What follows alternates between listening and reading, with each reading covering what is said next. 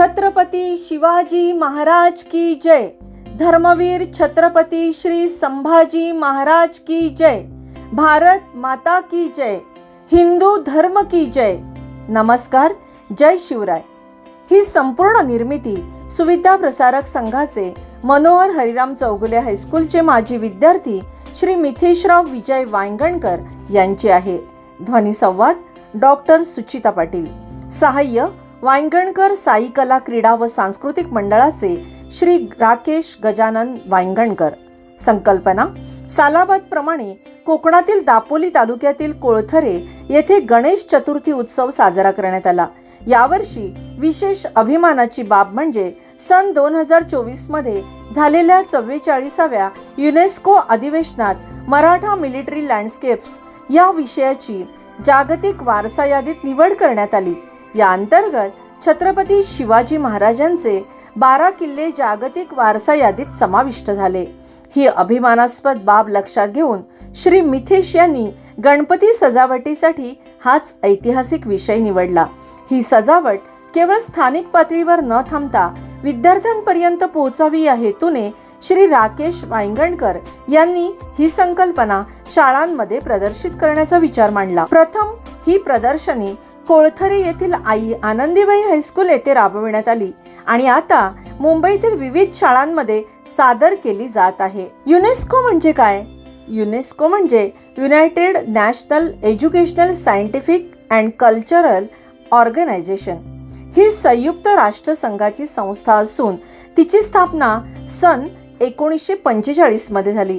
शिक्षण, विज्ञान, संस्कृतीचा प्रसार करणे तसेच ऐतिहासिक, सांस्कृतिक आणि नैसर्गिक वारशाचे संरक्षण करणे हे तिचे प्रमुख उद्दिष्ट आहे।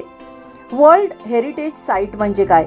जगातील ऐतिहासिक, सांस्कृतिक किंवा पर्यावरणीय दृष्ट्या अत्यंत महत्त्वाची ठिकाणे युनेस्को जागतिक वारसा यादीत समाविष्ट करते। या मान्यतेमुळे त्या ठिकाणाचे संरक्षण, जतन आणि जागतिक स्तरावर ओळख अधिक दृढ होते। सन 2024 मध्ये भारताचा 44वा वर्ल्ड हेरिटेज साइट म्हणून मराठा मिलिटरी लँडस्केप्स निवडला गेला। या अंतर्गत छत्रपती शिवाजी महाराजांचे 12 किल्ले जागतिक वारसा यादीत समाविष्ट झाले। ही भारतासाठी आणि विशेषतः महाराष्ट्रासाठी अत्यंत अभिमानाची गोष्ट आहे। 1. साल्हेर किल्ला, नाशिक, महाराष्ट्र। महाराष्ट्रातील सर्वात उंच किल्ल्यांपैकी एक आहे। सन 1672 मधील साल्हेरच्या लढाईसाठी प्रसिद्ध आहे। हा किल्ला मराठ्यांच्या शौर्याचे प्रतीक आहे। दुसरा, रायगड किल्ला, रायगड, महाराष्ट्र। मराठा साम्राज्याची ही राजधानी होती। सन 1674 मध्ये छत्रपती शिवाजी महाराजांचा राज्याभिषेक इथे झाला। येथे राजमहल, समाधी आणि अनेक ऐतिहासिक वास्तू आहेत। तिसरा, प्रतापगड किल्ला, सातारा, महाराष्ट्र। सन 1659 मध्ये शिवाजी महाराजांनी अफजल खानाचा पराभव याच किल्ल्यावर केला। हा किल्ला दाट जंगलात वसलेला असून नैसर्गिक संरक्षणाने परिपूर्ण आहे। चौथा, खांदेरी किल्ला, रायगड, महाराष्ट्र। हा किल्ला समुद्रातील बेटांवर आहे।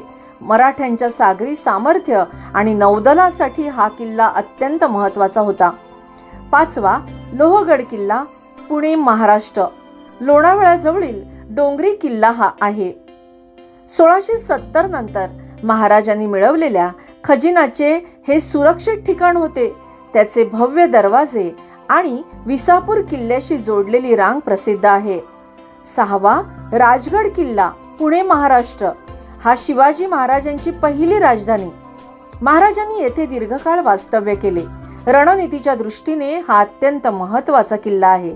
सातवा, शिवनेरी किल्ला, पुणे, महाराष्ट्र। छत्रपती शिवाजी महाराजांचे हे जन्मस्थान। हा किल्ला डोंगराच्या माथ्यावर असून 7 दरवाजांनी सुरक्षित आहे।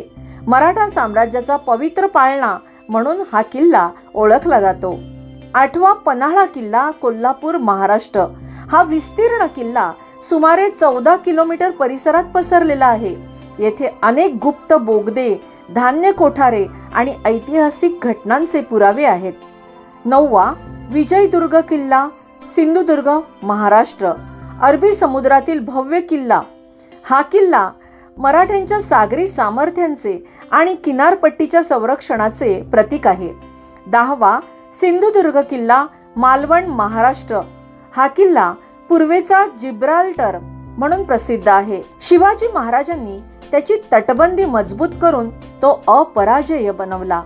11वा जिंजी किल्ला, तमिळनाडू. महाराष्ट्राबाहेरील एकमेव हा किल्ला. मराठ्यांच्या दक्षिणेकडील विस्तार आणि डोंगरी युद्ध कौशल्य दाखवणारा हा महत्वाचा किल्ला.